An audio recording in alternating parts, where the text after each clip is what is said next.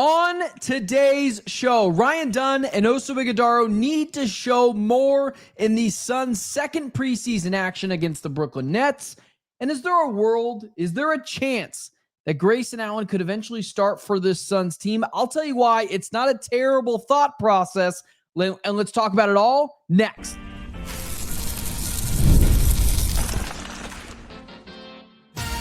You are Locked On Suns, your daily Phoenix Suns podcast, part of the Locked On Podcast Network, your team every day.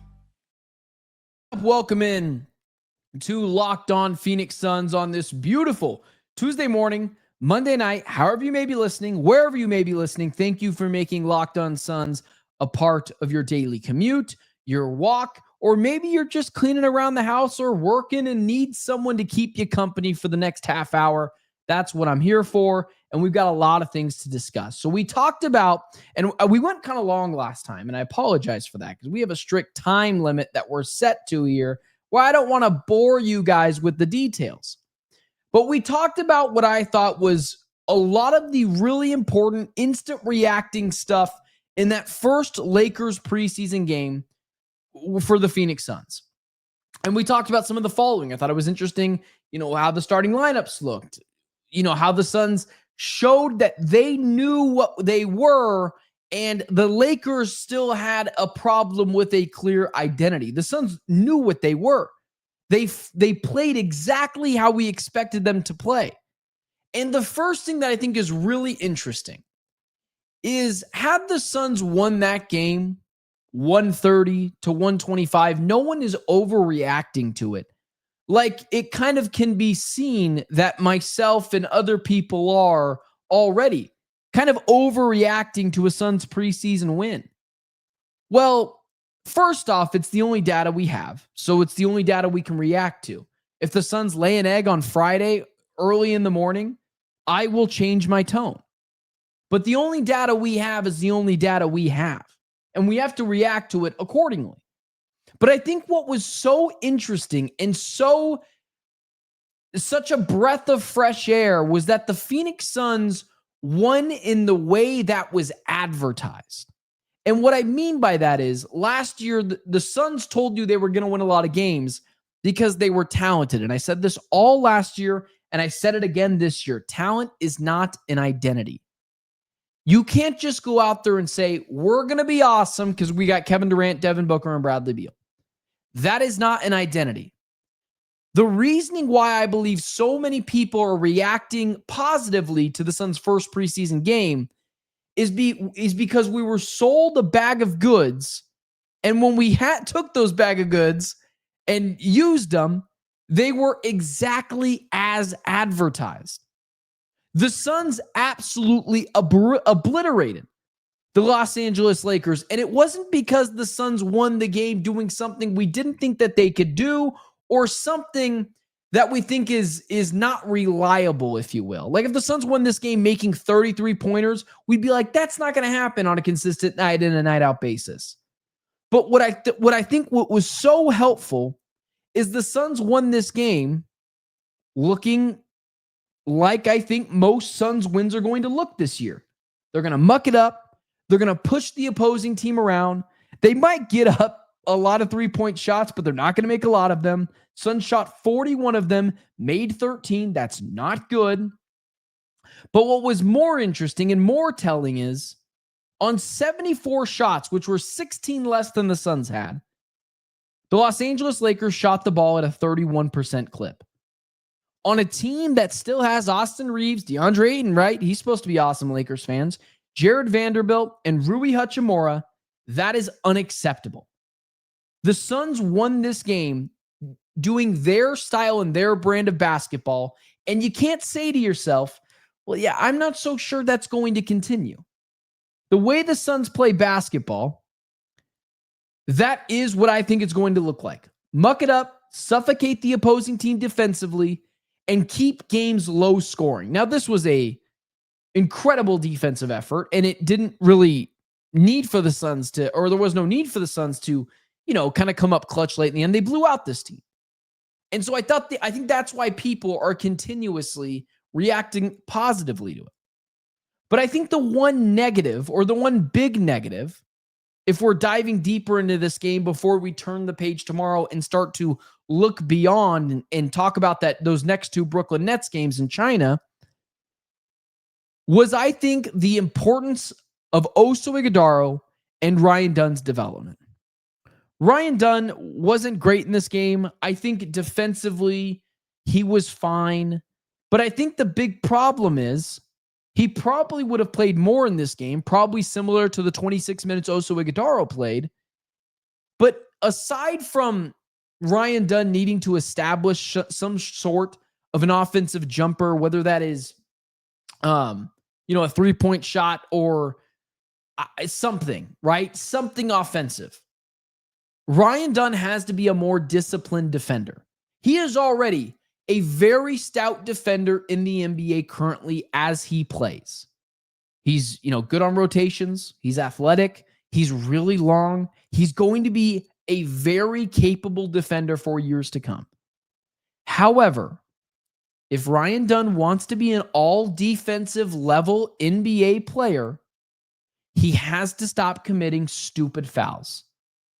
And in this game, I believe in the first half, if I'm not mistaken, he had 4 personal fouls. This team can't afford to lose Ryan Dunn defensively. We don't know what we have in Rasheer Fleming yet. Nigel Hayes Davis, who I will get into in the, who I'm just going to call Nigel Hayes because that's what it says on here. But Nigel Hayes, who we'll get into in the second segment, he wasn't great in this game. The positive, though, for Ryan Dunn is offensively, he got buckets at the rim. He showed the athleticism. He got to the hoop. Part of what he needs to do is pepper the rim Jalen Green style. One of the things that I think Jalen Green is going to contribute a lot to on this team is peppering and pressure around the rim. And so Ryan Dunn needs to establish, yes, some sort of offensive prowess, something he can hang his hat on. Maybe it's getting to the rim. It'd be really helpful if it was some semblance of a jump shot. But he needs to become a more disciplined defender. And if he does that, if he keeps from swiping and committing dumb fouls, and also just be useful with his fouls. Make the opposing team feel you a little bit. Make the opposing team know that if they go to the basket, they might get some foul shots, but not without feeling a bruise on the way up. The dumb, swipe down, undisciplined fouls cannot happen for Ryan Dunn. They cannot afford to lose him defensively. They need him. And then Oso Iguidaro. There were spurts in this game that I was actually impressed with Oso. He had one really nice pass early in this game to a cutting, I think, Dylan Brooks. Oso's mind for the game, you can just tell, is very extensive. He is a very smart basketball player. That is indisputable. However, that is where the praise kind of stops for me when it comes to Oso. I think he's really smart. I think he passes the ball at an underrated level. I've been talking about this since last year. I'm like, Oso's kind of got some pretty good vision. Since he came into the league last year early, I was like, that guy can pass. He's got a good feel for the game. And you saw that on display. Even if it was just 2 assists in minimal time, you don't see the pass to assist as well, meaning you pass to someone who then finds someone open. He's got a good feel for the game. And also, he had 9 rebounds in this game. 1 offensive board, which I kind of would like to see a little bit more of. But he had 9 boards in 26 minutes. That's pretty good. The other thing is, Oso's got to find some sort of confidence. He's got to find that confidence that he had in the summer league. Remember when Oso was dunking the ball on fools? Getting to the rim at will? Understanding that he is a man amongst boys? Oso is obviously a very good kid. Seems like a good culture guy. I think at his best can be the 9th or 8th best player on a championship winning team. I just think there's a mental block for Oso Iguidaro. I think he doesn't understand that he's stronger than he lets off. I think he has the ability to again do what Ryan Dunn, Jalen Green can do, and that is pressure the rim. I also think he needs to do a better job at putting the ball on the ground, dropping a shoulder into someone, legally, getting tough, and getting easy buckets around the rim. I was a little disappointed that there was pretty much no more to Oso Iguidaro's game in the first preseason game. The first preseason game, things are weird. I'm not overreacting. But I thought Oso would have something more in his bag immediately ready to show us. And he still might. Again, 26 minutes in the first preseason game. I'm not blowing a gasket. I'm just telling you what I saw. I need to see something more from Oso Iguidaro offensively. And maybe that is from Oso, someone that can, if you're talking about Oso, I think he has the ability to be a really good passer, obviously, but it's not his calling card yet. If Oso wants to be someone who is a mind the game, LeBron James, Steve Nash style player and wants to find guys open, that's fine. That can be his calling card. That is a weapon offensively, but it's not that good yet to where it can be his superpower offensively. And he's got to add more than just the push shot. And so I'm not concerned, not hitting DEFCON 1. It's just early things that I'm seeing in the first preseason game that I'm like, got to be more disciplined here, Ryan Dunn. Got to have more of an offensive bag here, Oso Iguidaro. And those could easily come. I'm not freaking out. Just early preseason observations. More early preseason observations. Could Grayson Allen start? I don't think it's as crazy as you think. And why I still can't buy into the Nigel Hayes thing. And we'll talk about that next. Today's show is brought to you by our friends over at FanDuel. The NFL season is here, and FanDuel has an offer you don't want to miss. Right now, new customers can bet just $5, and if your bet wins, you'll win $300 in bonus bets. That's right. Pick a bet, put $5 down, and if it hits, you'll unlock $300 in bonus bets to use across the app. I love using FanDuel. I think part of the reason why I love using FanDuel is it's an ability for me to be able to test my sports knowledge. We're in the thick of the NFL season. I told you guys last week, I have been killing it with Arizona Cardinals bets if you guys are tailing these. With that being said, the Arizona Cardinals were plus 9.5 last week. And I told you, I picked the Cardinals to win, but I said it's a lot of points for a team that can't score points. Take the Titans plus 9.5. Well, I didn't expect the Arizona Cardinals to vomit all over themselves and lose that game, but let's go back to the well. The Arizona Cardinals, plus 5.5 against the Indianapolis Colts this week per FanDuel. I actually think the Cardinals are going to cover that. I don't think they're going to beat the Indianapolis Colts, but I think hair on fire, embarrassed, last stand, kitchen sink game, throw it at them. That's a game the Arizona Cardinals could cover. So are you ready? So what are you waiting for? Visit FanDuel.com to download the FanDuel app today and get started. Let's get this out there right now. Let's get this out there right freaking now. All right, let's talk about it. I think there's a world where Grayson Allen should start for the Suns team. And you're going to say to yourself, well, you want to start a 3-guard lineup? No, I do not. I've been down that route, that road before. It doesn't work. I'm not interested in getting smaller defensively. What I am interested in doing is putting what I believe is the best fit around Devin Booker. This is not a Jalen Green diss. I understand that I can come off skeptical about the fit with Jalen Green, and I understand he makes a whole heck of a lot of money. I talked about this last year with Bradley Beal when I said send him to the bench. And people told me, well, he makes $50 million a year, you're not sending him to the bench. And I said, what does it matter? Do you want to win games? Do you want to find the correct fit for this team? Or do you want to start guys because they make money? Like, I don't see that argument. Maybe you do. Jalen Green makes $35 million a year, if I'm not mistaken. I'm not just starting him because he makes a lot of money. Jalen Green is absolutely going to start. And you know what? It's probably the right move. See what you have in Jalen Green and Devin Booker. Because there is a world where Jalen Green does become a more efficient scorer, peppers the rim at will with Booker, and he then does fit with Booker. But if Green is what I am very worried and skeptical to believe he might be, someone that is still a volume three-point shooter and doesn't make them at a very high clip. I know people tell me, Green makes 35% of his three-pointers. Booker only makes 36. Green shoots 8 of them a night.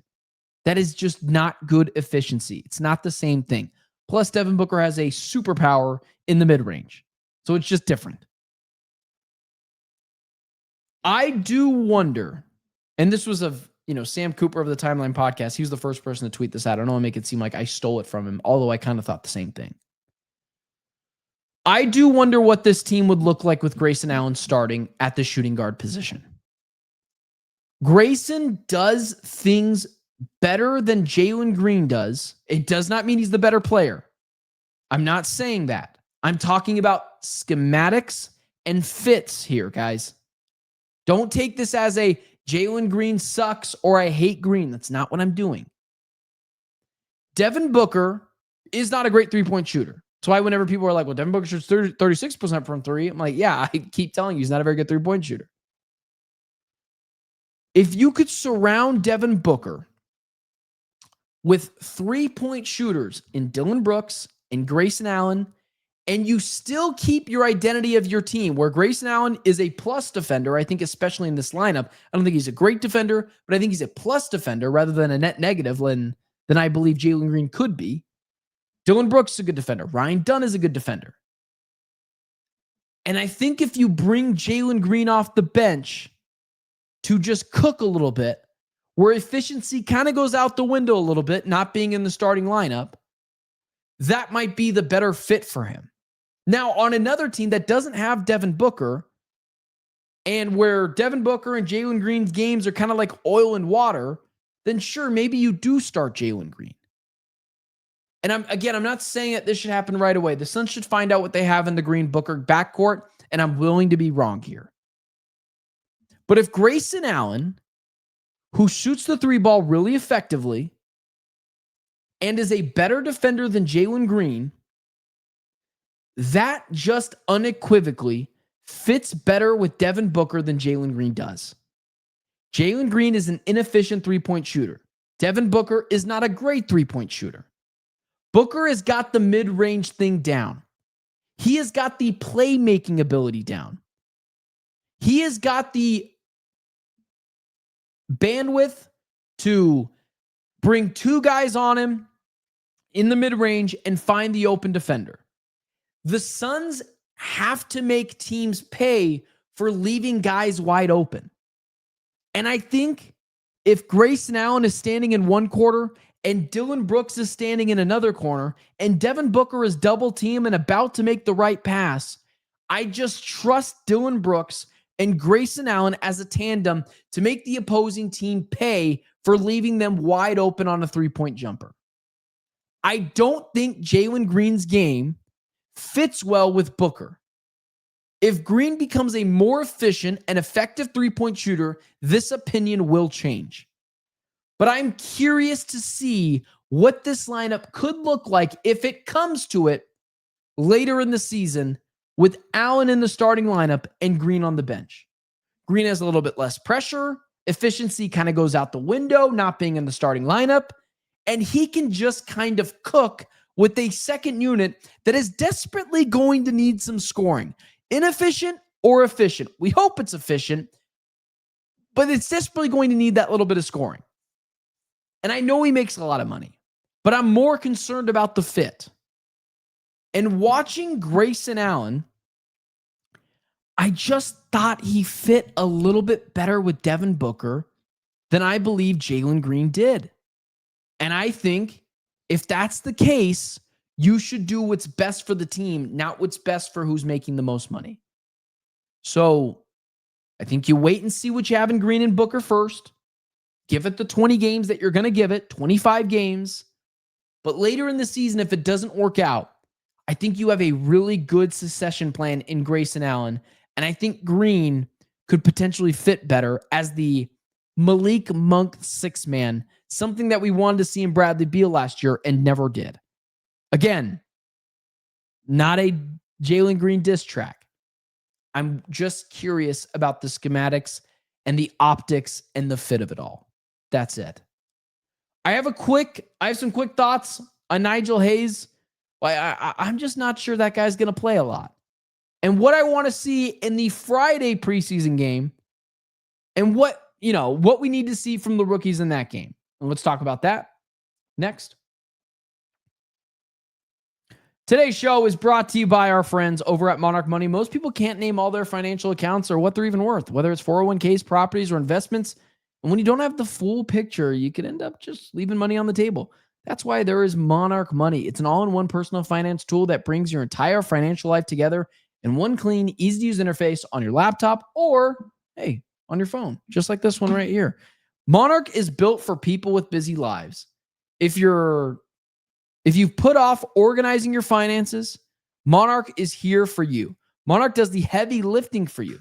You can link all your accounts in minutes, see clear data visuals, get smart categorization of your spending, and finally feel in control of your money without even touching a spreadsheet. It's so funny. The other day, we're moving into a house, and so things are going to get a little tighter in terms of money because we're going to spend more on the house. We're not going to spend as much on an apartment. And we're just clearing some of the stuff in our financial, and we didn't even realize we're paying for like Discovery Plus. We didn't even know we had it. Had I axed that, who knows how long ago, I could have saved a ton of money there. And if I was using Monarch Money, I wouldn't have had that slip through the cracks. So don't let financial opportunities slip through the cracks. Use code LOCKEDONNBA at monarchmoney.com or in your browser for half off your first year. That's 50% off your first year at monarchmoney.com with code LOCKEDONNBA. Let's wrap it up here.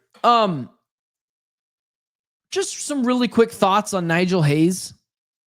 I am not here, to go after Nigel Hayes at all. I love the story. I like the fact that the guy never gave up on his dreams, was one of the better players overseas, and then makes it back to the NBA with something to prove. Someone who I think looks for anything to have an edge in this league. With that being said, he might have a role elsewhere, and he fits the identity of the Suns. He's a big player, plays the forward spot, still young at 30, still youngish at 30, 6'8", 240 pounds. But I wasn't super impressed. He had 1 assist in this game. He played 18 minutes. He had 6 rebounds. Like 6 rebounds is good in 18 minutes for a guy at 6'8". But he had 1 3-point jumper that he made in this game, and it was butter. It was splash.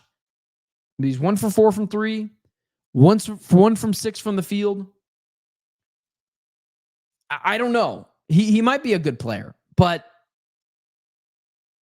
I know the Suns might have this mentality of like, we're not going to start rookies. They need to earn it. Or we're not going to play rookies over the vets. They need to earn it. And I don't know if I disagree with that, but I would just rather play Rasheer Fleming, who's younger and I think's got a higher ceiling than Nigel Hayes. Better have a higher ceiling than Nigel Hayes.